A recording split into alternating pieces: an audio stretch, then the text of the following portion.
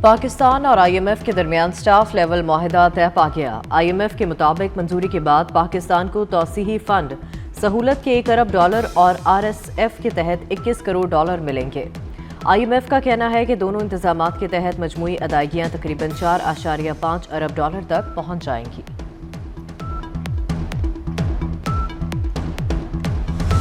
मुझे पेट्रोल पर फी लीटर 95 रुपए और डीजल पर फी लीटर 203 रुपए इजाफा करने की तजवीज़ दी गई है, जिसे मैंने आपकी मुश्किलात के पेश नज़र एक बार फिर मुस्तरद कर दिया है।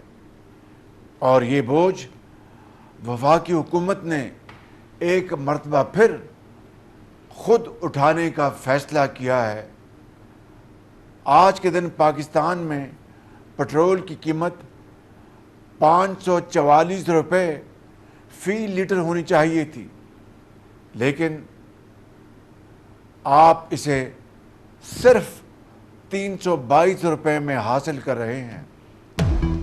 पेट्रोल 95 और डीजल 203 रुपए बढ़ाने की समरी मुस्तरद। वज़ीर आज़म शहबाज शरीफ का कीमतें बरकरार रखने का ऐलान। कहते हैं पेट्रोलियम की कीमतों का बोझ खुद उठाएंगे, हमने महंगाई का तूफान रोक रखा है। आलमी मंडी के हिसाब से पेट्रोल 540 रुपए लीटर होता, पेट्रोल 322 रुपए में दे रहे हैं। डीजल की कीमत आज 790 रुपए लीटर होती। हुकूमत जामे मंसूबा बना रही है, अवाम को तावन करना होगा। कौम मुश्किल वक्त में कफ़ायतशारी और सादगी को अपनाए।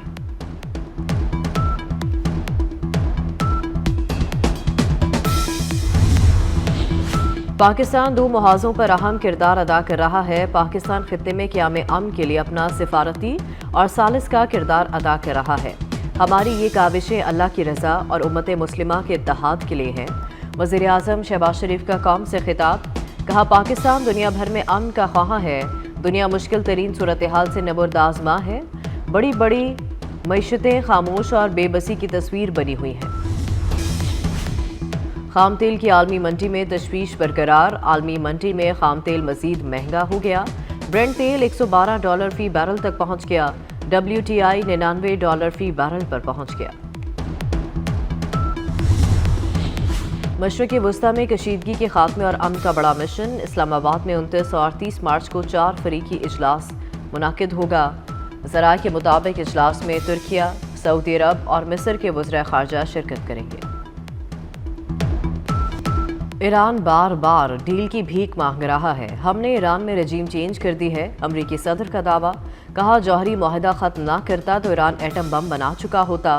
ईरान की जौहरी हथियार हासिल करने की सलाहियत ख़त्म कर दी। मुज़ाकरात के हवाले से ईरान झूठ बोल रहा है। तकरीब से खिताब में मजीद कहा कि ईरान में आज कोई भी क़यादत को तैयार नहीं। सऊदी अरब, कतर और UAE के हुक्मरान अजीम लोग हैं। नेटो के रवैये ने मुझे बहुत मायूस किया। ट्रंप की एक बार फिर वज़ीर आज़म शहबाज शरीफ की तारीफ। पाकिस्तान के वज़ीर आज़म बेहतरीन शख्स हैं, चीन का दौरा करने जा रहा हूँ।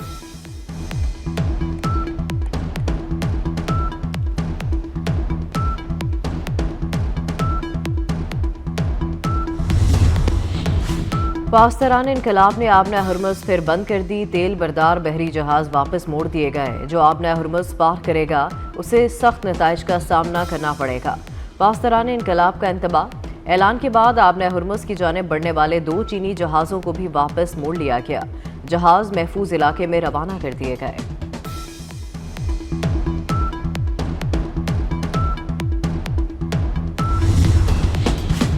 इसराइल ने अमेरिका को ईरान जंग में फंसाया। नायब अमेरिकी सदर JD वेंस फट पड़े। कहा, इसराइल ईरान में रजीम तब्दीली के लिए हद से ज़्यादा पुरउम्मीद था।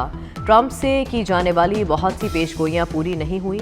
JD वेंस ने शदीद तनाव वाले टेलीफोनिक राबते में नेतन्याहू को कड़वी कसीली सुना दी। पाकिस्तान और तुर्की मशरिक़ वस्ता में क़याम अमन के लिए कोशा। नायब वज़ीर आज़म इसहाक डार का तुर्क वज़ीर ख़ारजा हकान फ़िदान को फ़ोन। इलाकाई और आलमी सूरत हाल पर तबादला ख्याल। तर्जमान दफ्तर ख़ारजा के मुताबिक दोनों रहनुमाओं के हालिया पेशरफ्त पर भी तफसीली गुफ्तगू हुई। खित्ते में अमन इस्तेहकाम के लिए मुकालमे और सिफारती कोशिशों की अहमियत पर जोर दिया गया। پاکستانی سفارتکاری کے دنیا بھر میں چرچے، مشرق وسطی میں امن کے لیے پاکستانی اقدامات کی تعریفیں گونجنے لگیں۔ نیو یارک ٹائمز نے اسلام آباد کی سفارتی کوششوں کو بے مثال قرار دے دیا۔ لکھا، پاکستانی قیادت کے امریکی اور ایرانی صدور سے قریبی روابط ہے۔ پاکستانی قیادت نے تہران، واشنگٹن، ریاض، ابوظہبی، قاہرہ، استنبول اور برسلز میں رابطے کیے، امن کے قیام اور ممکنہ مذاکرات پر بات چیت کی راہ ہموار کی۔ رپورٹ کے مطابق وزیر اعظم شہباز شریف، نائب وزیر اعظم اسحاق ڈار اور فیلڈ مارشل عاصم منیر مسلسل رابطے کر رہے ہیں۔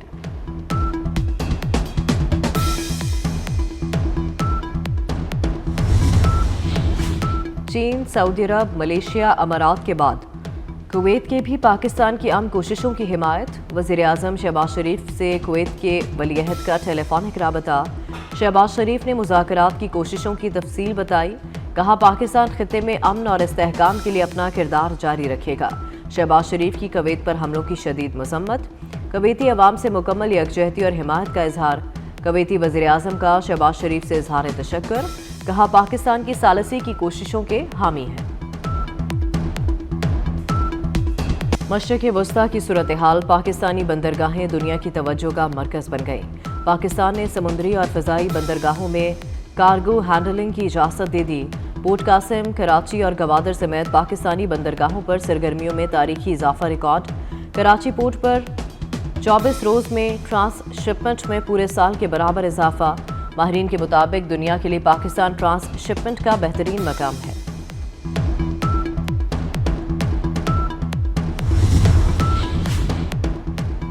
ایران اپنا دفاع جاری رکھے گا، عباس عراقچی کا امریکہ اور اسرائیل پر واضح پیغام۔ کہا کہ ہم پر غیر قانونی جنگ مسلط کی گئی، اسکول پر حملہ غلطی کا نتیجہ نہیں، یہ انسانیت کے خلاف جرم ہے۔ صرف 27 دن میں 600 سے زائد اسکول تباہ کیے گئے، 1000 سے زائد طلبہ اور اساتذہ کو شہید کیا گیا۔ امریکہ اور اسرائیل شہری ڈھانچے کو منظم طریقے سے تباہ کر رہے ہیں۔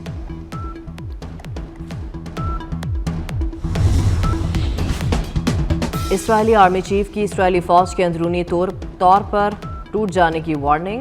ایال زمین نے کہا کہ میدان جنگ میں ریزرو فوجی مزید نہیں لڑ پائیں گے۔ اگر ریزرو فوجیوں سے متعلق قوانین میں ترمیم نہ کی گئی تو اسرائیلی فوج ٹوٹ جائے گی۔ سابق اسرائیلی وزیر اعظم کہتے ہیں کہ اسرائیل کو 20,000 فوجیوں کی کمی ہے۔ حکومت نے بغیر حکمت عملی، کم وسائل اور فوجیوں کے ساتھ جنگ شروع کی۔ امریکہ اور اسرائیل کے ایران پر شدید حملے، قم میں 3 رہائشی عمارتوں پر بمباری سے 6 افراد جاں بحق۔ تہران کے وسط میں خوفناک بمباری، تہران میں پاکستانی سفارتخانے اور سفیر کے گھر کے قریب بھی فضائی بمباری کی گئی۔ تبریز، ارومیہ اور دیگر مقامات پر بھی حملے۔ ایران میں اب تک شہادتیں 2000 کے قریب پہنچ گئیں، 24,800 سے زائد افراد زخمی۔ تہران میں حملوں کے باعث 2000 سے زائد خاندان بے گھر۔ جنگ کے آغاز سے اب تک 215 شہروں کو نشانہ بنایا گیا۔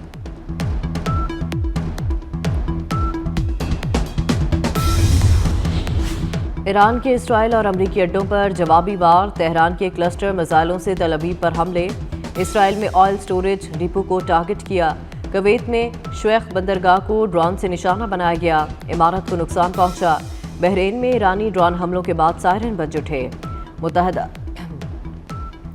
متحدہ عرب امارات نے ایران کے 6 بیلسٹک میزائل اور 9 ڈرونز مار گرائے۔ سعودی وزارت دفاع کے مطابق ایران نے ریاض پر 6 بیلسٹک میزائل فائر کیے۔ اڈے تباہ ہو گئے، ایران کا ہوٹلوں میں مقیم امریکی فوجیوں پر حملوں کا اعلان۔ ترجمان ایرانی مسلح افواج ابوالفضل شکارچی نے کہا کہ کیا ہم خاموش بیٹھ کر امریکیوں کو خود پر حملے کرنے دیں؟ جہاں بھی امریکی موجود ہوں گے وہیں حملہ کرنا پڑے گا۔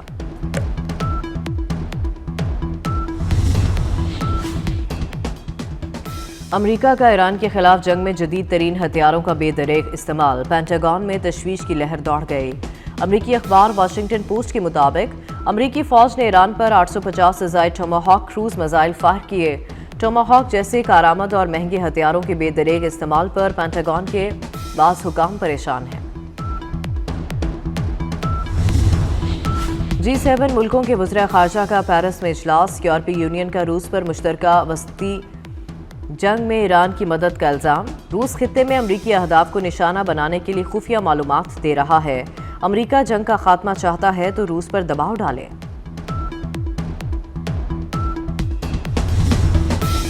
ایرانی صدر مسعود پزشکیان تہران میں ایک سپر سٹور پہنچ گئے، شہریوں سے ملاقات کی اور خیریت دریافت کی۔ شہریوں نے ایرانی صدر کے ساتھ تصاویر بھی بنوائی۔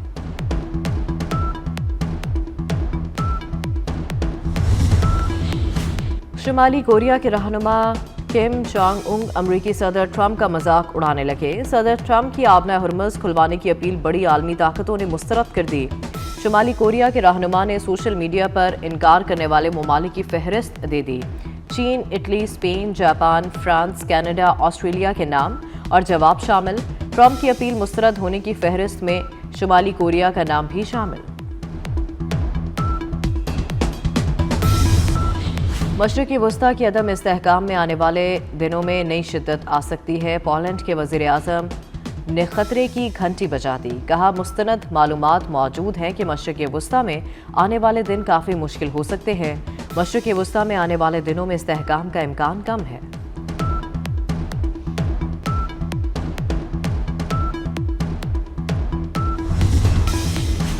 آبنہ ہرمز میں تھائی بحری جہاز پر حملے کی ویڈیو سامنے آ گئی۔ مایوری ناری نامی جہاز نے پابندی کی تعمیل سے انکار کیا تھا۔ تھائی پرچم بردار جہاز کے عملے کے 3 افراد لاپتہ، 20 کو بچا لیا گیا۔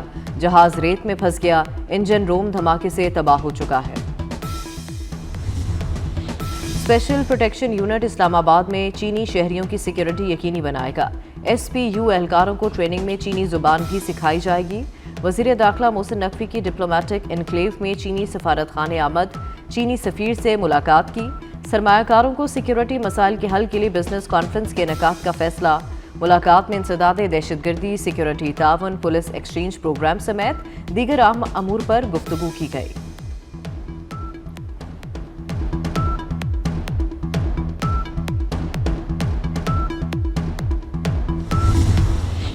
پرابلمس جو ہم فیس کر رہے ہیں، ہمارا ٹریڈ ڈیفیسٹ 35 سے 40 بلین ڈالر کا ہے، لوکل ڈیٹ 80 ٹریلین پلس ہو چکا ہے، ان امپلائمنٹ بہت ہائیسٹ ریٹ پہ ہے۔ سولوشن کیا ہے اس کا؟ Export led growth, G S P plus status کی continuity, free trade agreements FTAs۔ تمام تاجر برادری نے G S P plus status کے خلاف پروپیگنڈا مسترد کر دیا۔ حکومت سے معاملے کو سنجیدہ لینے کی appeal. Pattern in chief United business man group SM Tanveer نے کہا جی ایس پی پلس ملکی معیشت کے لیے شارگ ہے، ملکی سالمیت سے بڑھ کر کچھ نہیں، پروپیگنڈا مسترد کرتے ہیں۔ سینئر نائب صدر FPCCI ثاقب فیاض مگھو نے کہا حکومت جی ایس پی پلس اسٹیٹس کا دفاع کرے۔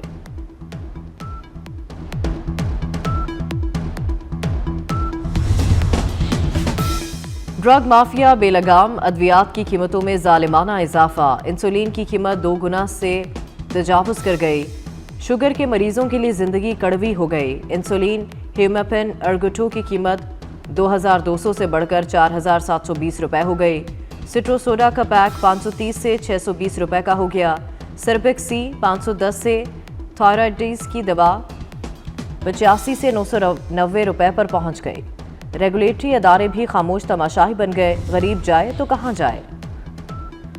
ہسپتالوں کے آپریشن تھیٹر یا سوشل میڈیا سٹوڈیو، لاہور کے لیڈی ویلنگٹن ہسپتال میں ڈاکٹرز کے مقابلے بازی، سی سیکشن کی ویڈیو وائرل، انسانیت شرمسار، ڈاکٹرز نے اخلاقیات کا جنازہ نکال دیا، ماؤں کی ممتا اور پرائیویسی خطرے میں ڈال دی، آپریشن کی ویڈیو وائرل، انتظامیہ لا علمی کی چادر تان کر سو گئی۔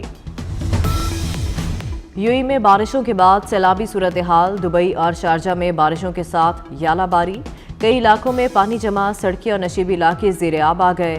خراب موسم کے باعث فلائٹ آپریشن شدید متاثر، امارات کے محکمہ اوقاف نے لوگوں کو نمازیں گھر میں پڑھنے کی ہدایت کر دی۔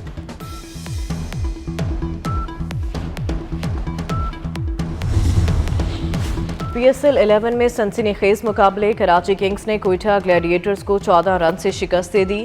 کنگز نے پہلے کھیلتے ہوئے 181 رنز بنائے، ہدف کے تعاقب میں گلیڈیٹرز کی ٹیم 167 رنز بنا سکی۔